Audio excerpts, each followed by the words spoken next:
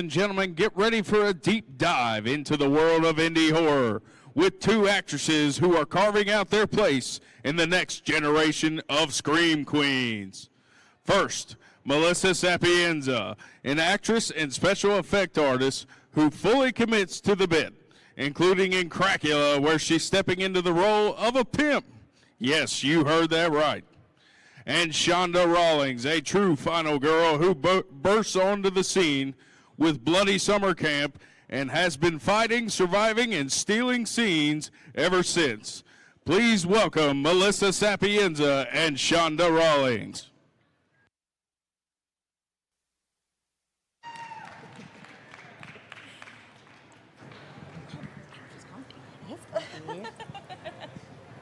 My legs are so short. Hello.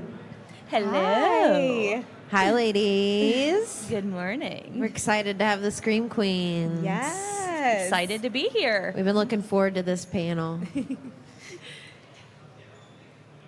So I'm Tara, I'm Savannah. and we do Star City Punkcast. We're based out of here, Roanoke, Virginia. If you're into punk music, you should check us out. So let's start at the beginning. How did each of you first get into acting? You go ahead. I was like, Either one. mine was kind of a oopsie. My life is kind of one big oopsie. Like that's what I always say. Dave Kerr, who is here, he's downstairs. Bloody Summer Camp 2 is showing today, you guys, as well. So check that out. I started out with him. He had somebody that dropped out of doing a pitch trailer. And he reached out to me because he was like, you look like you're going to be reliable, because we knew each other from the same area. And basically just asked me to show up and do this thing. I was like, I never acted before. He was like, it's fine. Like, you'll be fine. So I went and did it, and I didn't think anything would come of it. But he reached out to me a month later and was like, I had somebody else in mind for this, but I can't imagine anyone else doing this role but you. So if you want it, it's yours. And I was like, yeah, I'm going to do this. So basically that's kind of how things came to be. I just kept going. I fell in love with it. I fell in love with the horror community, and just going to keep going. Awesome. Yeah, so mine was kind of the same, but a little different. I was reached out to by a friend who saw that somebody that was working on an independent film needed special effects.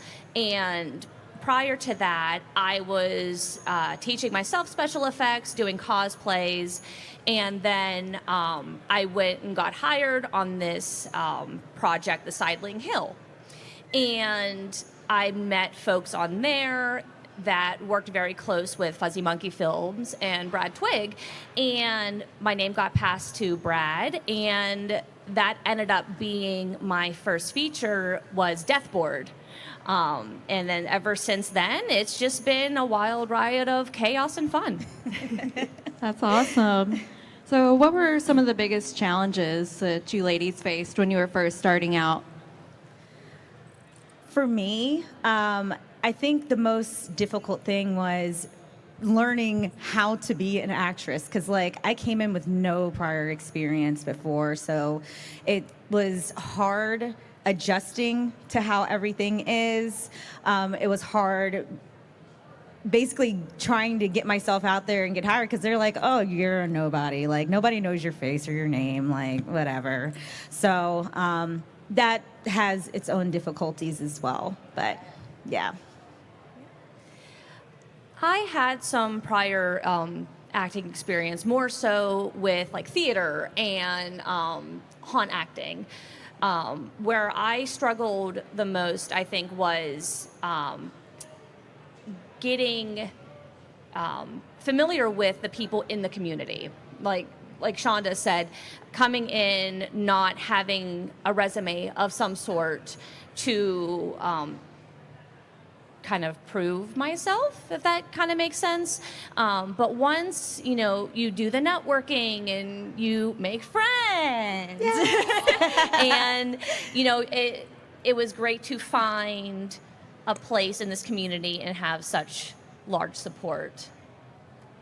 It's a good community to be a part Absolutely. Yes, absolutely. of. A lot of love. Yes. So let's talk about some of the projects people can see here at Screamiverse. So, like, what are you most excited for our audience to see? Oh man. So Chanda and I both got to star in Fuzzy Monkey Films' Cracula. It did show yesterday, and it seems like people like it. It's a wild ride. It's a lot of fun. If you love practical effects, if you love puppetry, if you love just having a good time and laughing at the most stupidest shit ever, you're going to love Cracula for sure. Last year I left with Crackoon, so I have to buy this movie. Yes, absolutely. And I also had Grind show yesterday. That is a cosmic horror film where they play a cursed film at a movie theater and all hell ensues. Awesome. That What sounds was the name sick. of that? Yeah. What was the name of it? That one's called Grind. Grind. Yeah. Okay. Melissa, you've played some really unique roles, including a male pimp in Cracula. What was that experience like? Oh, wow. So the best part is I ended up playing 2 roles in this film. One was what I was cast as, and one that was an emergency, and I stepped in to help with that role. I was cast as Peaches, the male pimp. And the story behind that was I was going to read this script, and Brad's like, I want you to let me know what character calls out to you, right? I'm like, all right, sure. And didn't get to read it yet. And he's like, did you read it yet? No. Did you read it yet? Not yet. I'm going to. Well, once you figure it out, I want you to look at Peaches. I'm like, all right. And I see that it's this male pimp. And I'm like, am I playing it as a male character, or am I going to play it as a female character? She's like, I want you to wear a mustache and I want you to be a male. And I'm like, all right, let's do it. But this role was definitely a little bit challenging, more so because I did the makeup on myself and putting on the facial hair and I guess finding my male vibes and that the big dick energy that Peaches needed. But once I got into character, I had a hard time getting out of it. But it was definitely a learning experience. It was a lot of fun. And I've already played another male character in Wally Meets Popeye from Silver Spot Productions. Basically a mockery of Mr. Beast, which was a lot of fun. But yeah, I think the biggest challenge was figuring out how to make myself look more masculine. Follow-up question. Do Sure. you like playing the male role better now? Or? Not really, no, because ultimately you want to play things that you're a little more, I don't want to say more familiar with, but it's less work to play a female character because you already have your natural abilities, your natural essence as a woman. But yeah, I'm totally cool with playing dudes, but I also don't want to be typecasted as the woman that will play dudes. That's fair. So, funny story about Melissa. They were testing her makeup and they said nothing at all. They just posted it to the group and they're like, meet Peaches. And I felt myself get upset because I thought they had replaced Melissa with a dude. I was like, no, they did not. And then I looked at it, I was like, oh, wait, that's Melissa. Okay, she's got this. My first makeup test, I said I looked like the Shein edition of David Arquette. Right on. Wish.com. David Arquette. Cool. You must have done a really good job on your makeup then. Yeah, thank Yeah, you. killed it. Thank you. She killed That it. really speaks to that. So you were also in Cracula. Yes, I Tell us was. about your role as Becky. I Becky? play Becky. She is the girlfriend of kind of the main character. And Homegirl is kind of like giving Pam Grier vibes. Like, she's kind of spicy. She's got like this 70s vibe about her. So it was very natural for me. She has a little bit of attitude too, so that was fun to play with. We love Pam. We're gonna have to buy that and watch it together. Yes. Chanda, you said in an interview that you'd love to play a full-on killer. What kind of killer would you be? Well, since that interview, I have been able to play like 2 different like kind of killer parts. But I would love to do like the full-on like this broad really loses her mind and just like completely goes nuts, completely goes ham. Cause like I'm a very chill person in real life. So like being able to flip that switch and make people go, oh my God, this bitch is crazy. Like that's what I want in life. Like, but also, oh, sorry. But I was like, but also like kind of a goal of mine too. I'm a huge fan of Doug Jones, who does all the creature acting. I would love to do a creature as well, where I'm like fully in prosthetics and just like, you know, Any messing people specific creature in mind, or just you're open No, to open I'm to any open creature? to it. Yeah. I can see you as like a really hot siren. Ooh, yeah. I would do that like- too. I like. Yeah. Yeah. So, Melissa, you've already played some wild characters. What's a role that you haven't got to do yet that you would love to do? Ooh, that one's a little tricky. Now, I do think being the antagonist is a lot more fun. I would love to get into a more intense, like psychological role. Whether that be, you know, if I am on the antagonist side, but just more serious and less campy, because camp comes so natural to me because I'm a human Muppet that I would love to challenge myself to really hit people's emotions in a different way, whether it be, you know, the antagonist or protagonist or, you know, the victim. I would love to hit people in the feels. Yeah. You know? It sounds more challenging in a way. Yeah. Yeah. So, what's more fun, being the one running from the monster or being the monster? I know you just kind of answered that, but I love tormenting people when I get a chance. Whether it be with my horrible dad jokes or chasing somebody down as a killer clown. Either way, I love being the killer.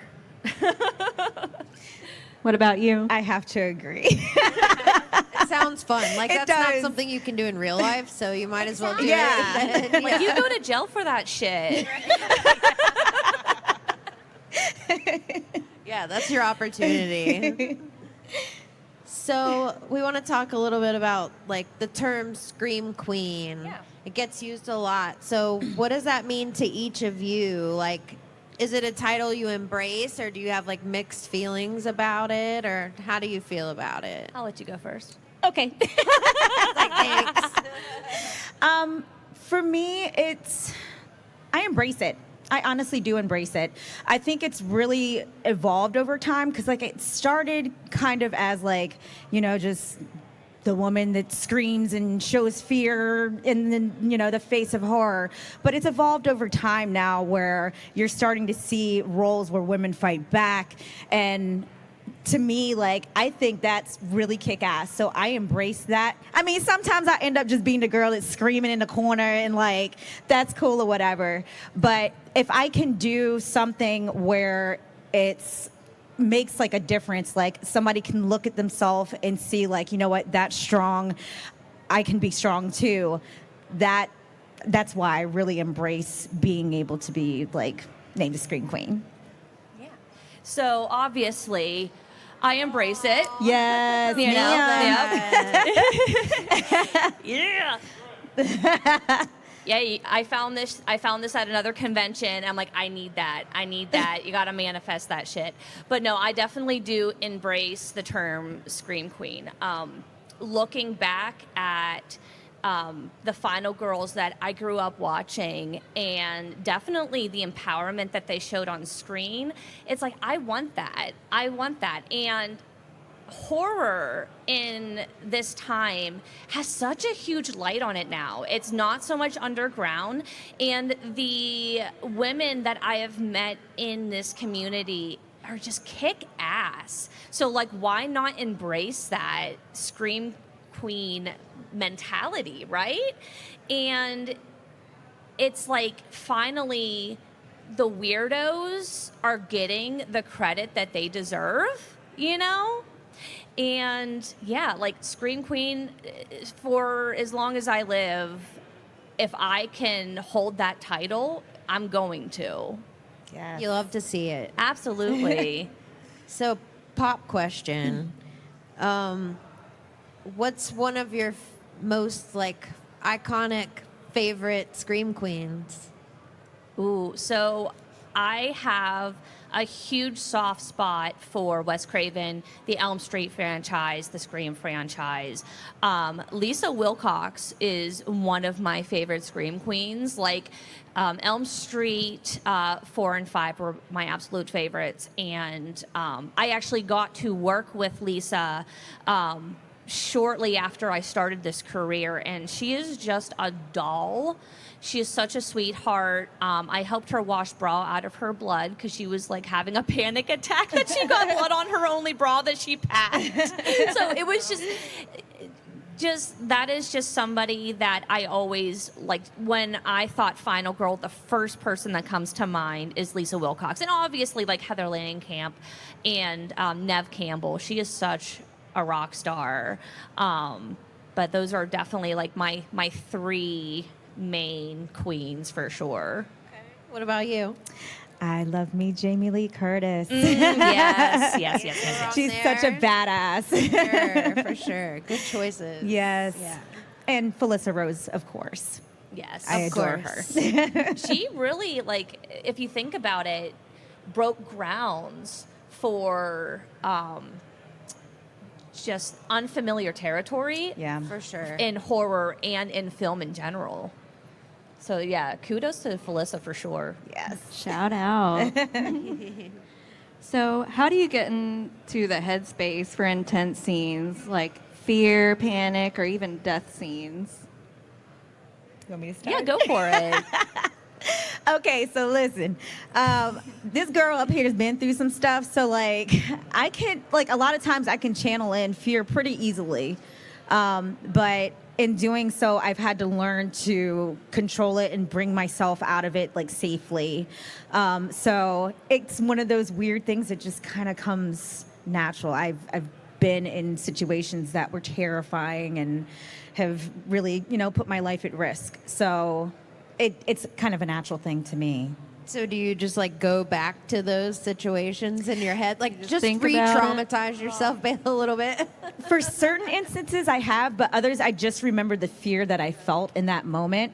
And I'll usually channel it in like via the character that I'm playing, the stories that, I either like come up with or the story that has unfolded in the script.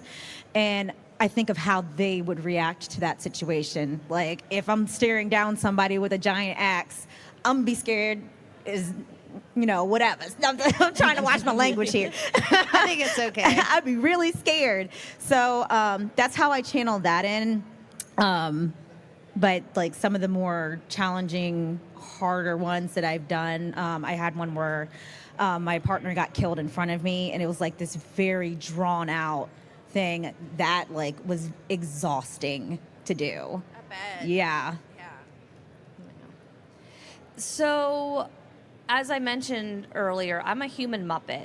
And for some reason, popping in and out of different emotions is fairly easy for me. There are times where I do, more so like if I need to cry, I will think of, previous experiences in my life to help with that, especially things that I'm still like grieving over.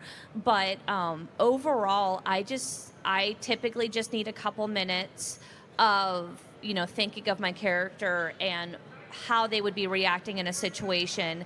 But in between takes, I'm bouncing around, I'm twerking, I'm just getting the energy out, and then I'm able to pop back in. Yeah. I thank my mom for the face that is like Play-Doh and just can be able just to use that to my advantage. Kind of like turn it off and on. Yeah, like, Yeah. just really feel like I need to tell you something. Wow. I'm so sorry. I can't.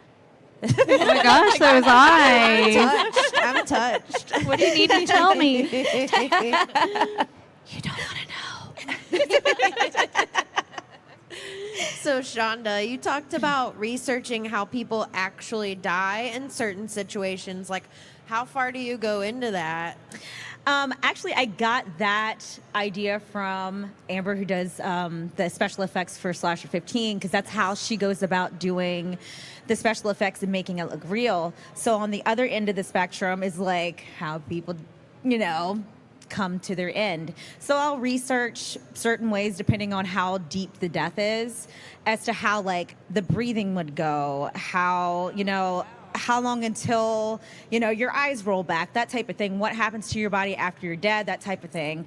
So like with me, that stuff fascinates me, so like that's kind of a easy thing because I love researching stuff, but it is a dark research to go into. Heavy. That's awesome. Google how to die. Yes. I am on so many watch lists right now. Oh, don't worry. I'm sure we are too. So, Melissa, you've worked with practical effects. How does that impact your performance? Oh, wow. So that's a very broad question.